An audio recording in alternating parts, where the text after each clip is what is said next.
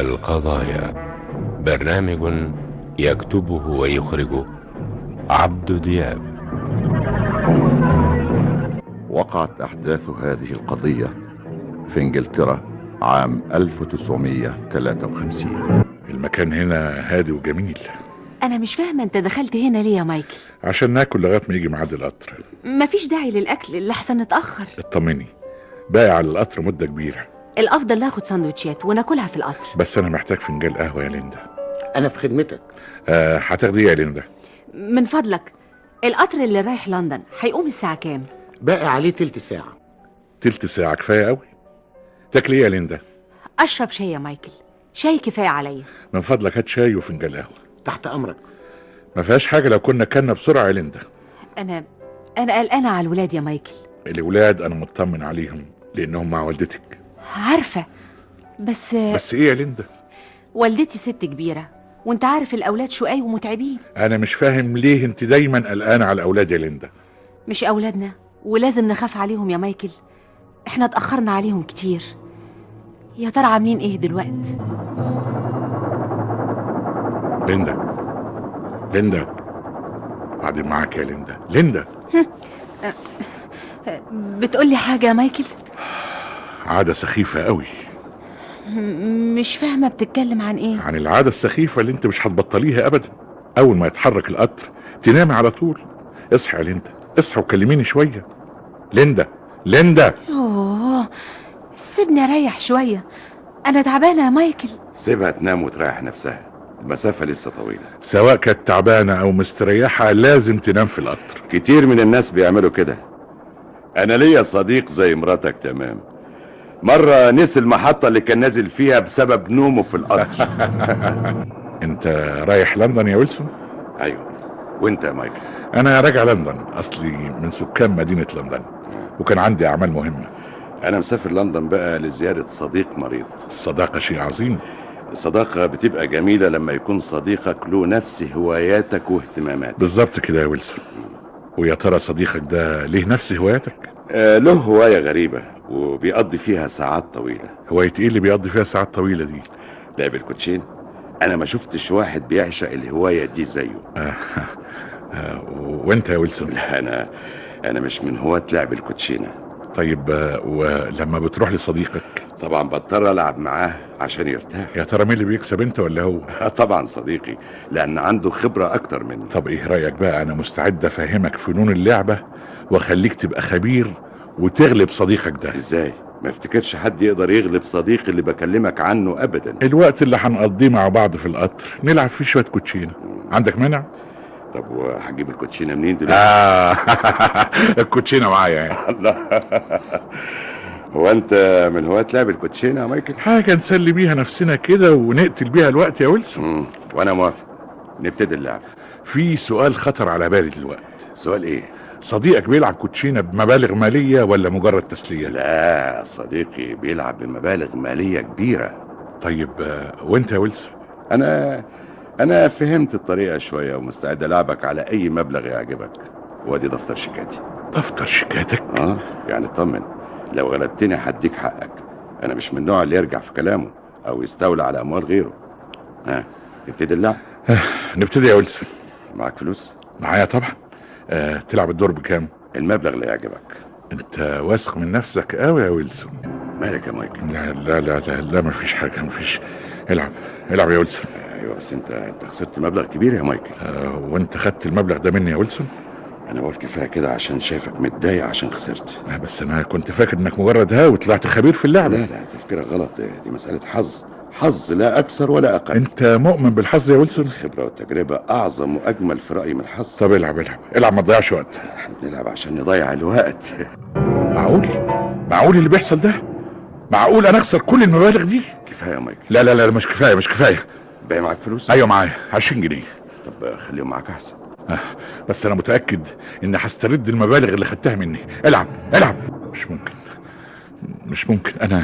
ايه يا مايكل، انت خسرت كل فلوسك مش كده؟ انا فعلا خسرت كل فلوسي. تعرف ان دي اول مره اكسب فيها مبلغ كبير زي ده في لعب الكوتشينه. معنى كده انك لعيب ومحترف وعندك خبره وخدعتني. لا، ما حصلش ان خدعتك ابدا. لا حصل. مايكل، استريح احسن، حاول تنام عشان تريح اعصابك. معقول انام بعد اللي حصل ده كله؟ مش ممكن. مايكل، انا حاسس انك مش طبيعي وبدات تغضب. انا عايز العب معاك تاني. بس انت خسرت كل فلوسك يا مايكل. هاخد منك مبلغ صغير، 10 جنيه مثلا. خدهم ازاي يا مايكل؟ سلف. هاخدهم منك سلف وارجعهم لك. وافرض خسرت؟ انا واثق اني هكسب. برضه ارجع واسالك، افرض خسرتهم ايه اللي ممكن يحصل؟ هبطل لعب معاك، والمبلغ ده هيبقى دين عليا، هردهولك في يوم من الايام. ترده ازاي؟ ده انت من اهالي لندن وانا رايح ازور لندن، وجايز ما ارجعش تاني لهنا ابدا. ارجوك يا ويلسون، ارجوك اديني فرصه اخيره. عنواني معاك وممكن تزورني وتاخد فلوسك، ارجوك. مراتك معاها فلوس؟ سيب مراتي نايمه. العب يا ويلسون، العب. لا ونام افضل عشان اعصابك تستريح. انت كده هتحطم اعصابي يا ويلسون. لاحظ انك انت اللي كنت صاحب فكره اللعب والكوتشينه بتاعتك، يعني ما حصلش ان اجبرتك على اللعب. اسمع يا ويلسون، اذا ما كنتش عايز تلاعبني تبقى ترجع لي كل المبالغ اللي خدتها مني. مايكل، انت جرى لمخك حاجه؟ بقول لك رجع لي كل اموالي يا ويلسون. ما كانش لازم تلعب وتحط نفسك في الموقف السخيف ده. انت غشيتني وخدعتني. لاحظ انك قلت الكلام ده قبل كده وسكت. ويلسون، اديني كل المبالغ اللي خدتها مني والا ايه يا مايكل؟ والا هضربك بالرصاص. الافضل ترجع المسدس ده في جيبك وتنام. انت ليه مصر على السخريه مني؟ طب انا هنام شويه. بقول لك هات اللي خدته مني. مايكل، انت ليه بتشدني من هدومي بالشكل ده؟ ومستعد اقتلك كمان. طب هات المسدس، هات. شيل ايدك، بقول لك ابعد عني. في ايه؟ انتوا ماسكين في بعض ليه؟ ابعد عني. انت بتضربني عشان تفوق يا مايكل وتبطل لعب بالنار كده. طيب خد. ايه اللي عملته ده يا مايكل؟ كان لازم اقتله ليندا، كان لازم اخلص منه. ليه؟ عمل لك ايه؟ سرق فلوسي. كنت نايم لقيته بيسرق فلوسي، وكان لازم ادافع عن نفسي ضد مجرم زي ده. بس انا صحيت فجأة لقيتك بتلعبوا كوتشينة. اسكتي، مش عايز اسمع منك حاجة. فهمني ايه اللي حصل. مايكل، انت بتفتش جيوبه ليه؟ عشان اخد كل الاموال اللي خدها مني. مايكل، تعال نبعد من هنا قبل ما حد يدخل علينا ويلاقيه مقتول. ما حدش هيجي هنا، كل واحد في مكانه. صوت الرصاصة لو حد سمعها كان جه. صوت القطر غطى على صوت الرصاصة. وبعدين هنعمل ايه؟ هتتصرف ازاي؟ ساعته. ايوه ساعته. مالها ساعته؟ خلي اعصابك سليمة ليندا عشان اعرف اتصرف كويس. طب فهمني ناوي على ايه؟ وهتتصرف ازاي؟ الساعة بتاعته هرجعها شوية، هخليها الساعة 6.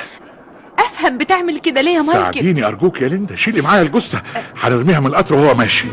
ويلسون جوزي ملوش اعداء ومحبوب من الجميع. خرج من البيت الساعة كام؟ كنت في عملي في الشركة اللي بشتغل فيها، وما اعرفش خرج الساعة كام. آخر مرة شفتيه امتى؟ الصبح بدري. خرج على شغله وقال لي هخرج من شغلي، ارجع اتغدى واستريح شويه، واخد القطر واروح لندن ازور صديق مريض ليا. قالك انه هيسافر لوحده ولا مع حد؟ قالوا انه هيسافر لوحده. ومين صديقه ده اللي كان رايح يزوره في لندن؟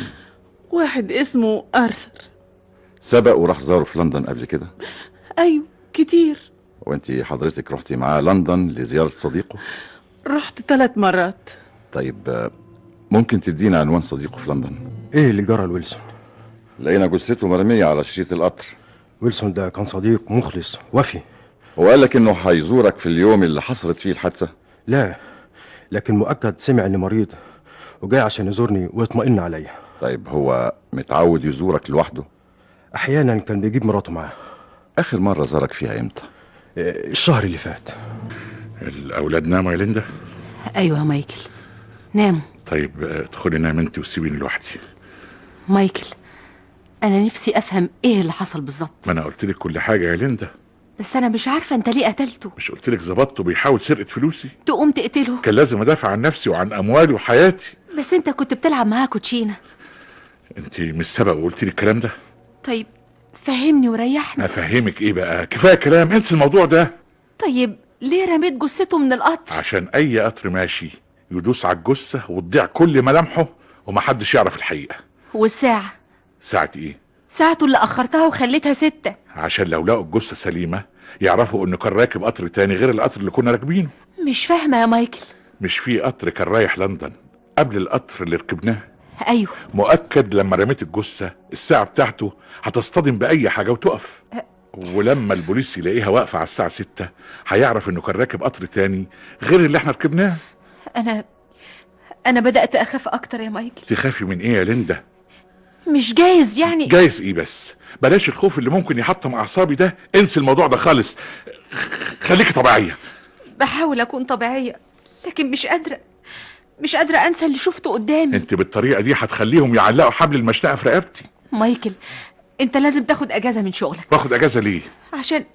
عشان تبعد عن الناس. اللي بعمله هو الصح. لازم اكون طبيعي في كل تصرفاتي عشان ما حدش يشك فيا. خليكي طبيعيه زيي. حاولي تنسي اللي حصل يا ليندا، حاولي. تقرير الطبيب الشرعي بيقول ان ويلسون اطلق عليه رصاصة قبل ما ترمي على شريط القطر، معنى كده ان في حد قتل ويلسون، ورماه على شريط القطر عشان جثته تتشوه وتضيع معالمه. لكن الجريمة تمت ازاي؟ واضح من الطريقة اللي كانت عليها الجثة ان المجني عليه ويلسون كان راكب القطر وواحد شاله ورماه. يا ترى اتقتل في القطر ولا اتقتل بعيد عن القطر؟ قصدك تقول انه اتقتل وتشارك جثته للقطر وبعد ما مشي القطر اترمى منه؟ جايز، وجايز اتقتل داخل القطر. ساعة المجني عليه كانت واقفة على الساعة 6. وتفسيرك ايه للموضوع ده؟ والله تفسيري معنى كده ان المجني عليه خد قطر الساعة 5:30. والشيكات اللي كانت في جيبه انا سألت مراته عنها. قالت لك ايه؟ ويلسون كان متعود يشيل دفتر شيكات في جيبه. ما كانش معاه مبالغ مالية؟ مراته قالت لا. لا، هو مش متعود يشيل مبالغ مالية كبيرة معاه. يعني جريمة القتل ما حصلتش بدافع السرقة؟ امال ايه الدافع للجريمة؟ مايكل، الجرايد نشرت اخبار عن الجريمة. قريتها يا ليندا وفهمتها كويس. طيب رأيك ايه؟ مفيش اي ادله ضدنا يا ليندا. دول نشروا صورة القتيل وقالوا انه خد قطر الساعه 5:30 واحنا ركبنا القطر اللي بعده، وده اكبر دليل في صالحنا يا ليندا. ارجوكي تحاولي تنسي الموضوع ده. اطمني، مفيش اي دليل ضدنا. صاحب الصورة دي كان في المطعم. كان عندك الساعة كام؟ حوالي الساعة 7 أو 7:15. انت متأكد؟ طبعا، وايه اللي مخليك متأكد؟ لأنه سألني عن الساعة. قالك ايه بالظبط؟ ساعتك كام من فضلك؟ وأنا قلت له بعد ما بصيت في ساعتي باقي حوالي نص ساعة على القطر. طب وايه اللي خلاك قلت له الكلام ده؟ لأنه قال لي خايف انسى نفسي زي عوايدي ويفوتني القطر اللي رايح لندن. في حد كان معاه؟ كان لوحده. ما اتكلمش معاك في حاجة ثانية؟ لا، ما حصلش. في حد تاني سألك عن الساعة او عن القطر اللي رايح لندن؟ واحد راجل جه ومعاه مراته وكان برضه خايف لحسن القطر يفوته. والراجل التاني ده قالك ايه؟ مراته هي اللي سألتني. قالت لك ايه؟ من فضلك، القطر اللي رايح لندن هيقوم الساعة كام؟ وانت قلت لها ايه؟ قلت لها باقي عليه تلت ساعة. طيب ممكن تديني اوصاف الراجل ده ومراته؟ راجل تخين وقصير. تعرف اسمه؟ أنا سمعت مراته بتقول له يا مايكل. لندن فيها مئات باسم مايكل. بس في حاجة مهمة جدا وصلت لها. ايه هي؟ المجني عليه ويلسون ركب قطر الساعة 7:30 مساء. بس ساعته كانت واقفة على الساعة 6. احتمال تكون ساعته كانت مش سليمة، واحتمال يكون في ايد لعبت في الساعة دي. وايه الهدف؟ الهدف واضح، ان احنا نحصر كل تفكيرنا وبحثنا في القطر اللي كان رايح لندن الساعة 5:30، بينما المجني عليه ويلسون ركب قطر الساعة 7:30. كمان انا لاحظت حاجة مهمة جدا. حاجة ايه؟ ورقة كانت في جيب المجني عليه، ومن الورقة دي هنوصل لمرتكب الجريمة. قريت الجرايد يا ليندا؟ بقيت اخاف اقرا يا مايكل. لا يا ليندا، لازم تقريها كويس عشان تطمني. مكتوب ايه؟ الجرايد بتقول فشل البوليس في العثور على قاتل ويلسون. الجرايد لما تكتب كده هتخلي البوليس يدور على القاتل. استني بس يا ليندا، الجرايد كمان بتقول وبتؤكد ان المجني عليه ويلسون كان راكب قطر الساعة 5:30. وده معناه ايه؟ معناه زي ما فهمتك اننا بعيد خالص عن الجريمة، لاننا كنا في الوقت ده في مكان معروف وعندنا شهود. ليندا، انت ناسية اننا رحنا المحطة قبل ميعاد القطر بحوالي تلت ساعة؟ يعني رحنا المحطة الساعة 7:10، والجريمة زي ما قالت الجرايد حصلت الساعة 6 مساء. مايكل، تفتكر افتكر ايه بس يا ليندا؟ خلاص انا دلوقتي اطمنت وانتهى الموضوع. كلامك بيطمني يا مايكل. مايكل، تحت امرك يا سيادة المدير. اقدم لك ويليام، موظف جديد. اهلا بيك يا ويليام. انت المسؤول عن ويليام، ويهمني انك تمرنه على العمل. انا في خدمته، في خدمة سيادة المدير. انا اخترتك انت بالذات لانك موظف نشط. ويليام هيكون احسن مني. ده املي. عن اذنك. اتفضل. أرجو إني ما أكونش بزعجك يا مايكل. انا سعيد بك يا ويليام. انت سبق اشتغلت قبل كده؟ أيوة. كنت بشتغل في شركة خارج لندن. طيب سبتها ليه؟ أسباب خاصة هحكي لك عليها بعدين. يعني ما انطردتش من الشركة اللي كنت فيها؟ لا طبعا، أنا سبتها باختياري وإرادتي. على العموم بلاش نتكلم في الموضوع ده دلوقتي، خلينا في الشغل. مين ده اللي جاي معاك يا مايكل؟ ده موظف جديد عندي في الشركة، المدير مهتم بيه وطلب مني أعلمه الشغل. وجايبه معاك البيت هنا ليه؟ ما أنا قلت لك مدير الشركة مهتم بيه. من فضلك يا ليندا حضري لنا عشاء بسرعة. لكن ليندا، انت ما شفتيش الهدايا اللي جابها لبنتنا الصغيرة؟ يظهر انه غني. حضري العشاء وبعدين نتكلم. مدير الشركة كان عنده حق لما قال إنك راجل كريم ومخلص في عملك. وأنا سعيد لإخلاصك ونشاطك يا ويليام. تسمح لي أمشي؟ مستعجل ليه يا ويليام؟ أصل بصراحة مرتبط بميعاد، هواية، والحقيقة بفضل أمارسها في وقت فراغي. طيب ممكن أعرف هواية إيه دي؟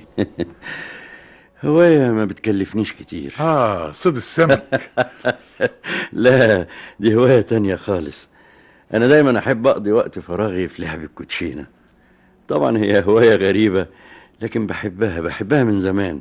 غريبة؟ ما أنا قلت لك هواية غريبة. وبتلعب لمجرد التسلية ولا بتلعب بفلوس؟ أحيانا بلعب كده وأحيانا بلعب كده. ويا ترى عندك خبرة ولا المجموعة اللي معاك بتاخد فلوسك؟ ايه بتضحك ليه يا ويلي؟ ساعات الهواية بتكلف الإنسان كتير من أمواله. تبقى محتاج خبرة. فعلا أنا محتاج خبرة. ولو في حد ممكن يعلمك ويديك الخبرة دي؟ مستعد أخد دروس خصوصية وأدفع أي مبلغ، بس في النهاية أغلب أصدقائي واسترد منهم الأموال الكتيرة اللي خدوها مني. طب يا ويليام، أنا مستعد أعلمك. يا ريت. معايا كوتشينة جديدة اهي، يلا نبدأ اللعب دلوقتي حالا. يا ويليام، لسه هتلعب تاني؟ بعد المبلغ الكبير اللي خسرته أفتكر كفاية كده النهاردة. عن إذنك. مع السلامة يا ويليام. تتضايق يا مايكل لو جيت بكرة عشان أحاول أكسب خبرة منك؟ بالعكس، ده أنا هبقى سعيد جدا جدا. مع السلامة. رجعت تلعب كوتشينة تاني يا مايكل؟ يا ليندا بقول لك ويليام ده غني جدا وعنده فلوس كتير، وعمري ما شفته متضايق لما يخسر فلوسه. بالعكس، ده دايما يقول لي انا لما بلعب معاك بكتسب خبرة كبيرة قوي. انت ناسي اللي حصل من لعب الكوتشينة؟ ليندا، انت ليه مصرة كل ما انسى اللي حصل تفكريني بيه؟ مش عارفة، لكن روح حضرنا العشاء، ويليام زمانه جاي. خايفة يا مايكل. خايفة من ايه بس؟ خايفة لحسن مدير الشركة يعرف ويتهمك انك انت اللي بتفسد ويليام. دي حياتي الخاصة ومدير الشركة ملوش دعوة بيها، وكمان ويليام عمره ما اشتكى ولا اتكلم. ويليام ويليام وصل، سيبيني معاه ارجوك. مساء الخير. مساء الخير يا ويليام، اهلا، اتفضل. الليلة دي انا جاي اعتذر لك. ليه؟ حصل حاجة؟ عندي شوية صداع. الصداع هيضيع وهتنساه وانت بتلعب معايا. ايوه بس انا ما عملتش حسابي. ايه، ما عندكش فلوس؟ لا الفلوس موجودة، بس انا ما جبتش الكوتشينة معايا. دي مش مشكلة، الكوتشينة بتاعتي موجودة، لحظة واحدة هجيبها لك ونبدأ اللعب. مالك يا ويليام؟ مالك؟ العب، الدور عليك. ما لاحظتش حاجة يا مايكل؟ حاجة ايه؟ الكوتشينة بتاعتك مالها؟ ناقصة ورقة. ورقة ايه؟ الشايب. افتكر بعد الادله دي كلها مفيش داعي للانكار. انا ما قتلتوش ولا ركبش معايا القطر. مايكل، احنا لقينا في جيب المجني عليه ويلسون ورقتين. الورقه الاولى الشايب، والشايب كان ناقص من الكوتشينه بتاعتك. مش ممكن. لا ممكن. واللي لازم تعرفه كمان ان الموظف الجديد اللي اسمه ويليام واحد من الضباط اللي بيشتغلوا معانا. مش ممكن، انت بتقول ايه؟ والورقة التانية او الدليل التاني الورقة دي. ورقة ايه؟ ورقة ملطخة بدم القتيل، كتب فيها عنوانك لما كنت معاه في القطر. عنواني انا؟ عنوانك واسمك يا مايكل، وافتكر ده كفاية عشان تتكلم وتقول لنا قتلت ويلسون ليه. ايوه قتلته. قتلته لاني خسرت كل اموالي معاه، ورفض يديني حاجة من اللي خسرتها. واخرت الساعة عشان نعتقد انه ركب القطر اللي قبلك. واطمنت لما نشرت في الجرايد وقلت انكم بتدوروا على المجرم اللي قتل ويلسون في قطر الساعة 5:30. لاني كنت حريص منشورش الحقيقة علشان تطمن. واطمنت فعلا، وفتحت بيتي وقلبي لويليام، وما كنتش اعرف انه ضابط بوليس. ايوه، اغراك بفلوسه الكتيرة يا مايكل. في حاجة لغاية دلوقتي أنا مش فاهمها. حاجة ايه؟ إيه اللي خلى المجني عليه ويلسون يخبي ورقة من الكوتشينة معاه؟ لانه كان بطريقته دي بيخدع مايكل ويسرقه. ودي الورقة الأولى اللي كشفت الحقيقة، والورقة التانية هي عنوان مايكل. بس أنا عارف كويس إن المجني عليه ويلسون ما كانش معاه عنوان مايكل. حكاية العنوان دي ورقة انا اللي كتبتها بنفسي وحطيت عليها حبر احمر. لما شافها مايكل انهار واعترف بالحقيقة. ومنين كنت تعرف إن المجني عليه خد عنوان مايكل؟ ده شيء طبيعي، الاتنين اتعرفوا ببعض في قطر وجمع بينهم الطمع وحب المال.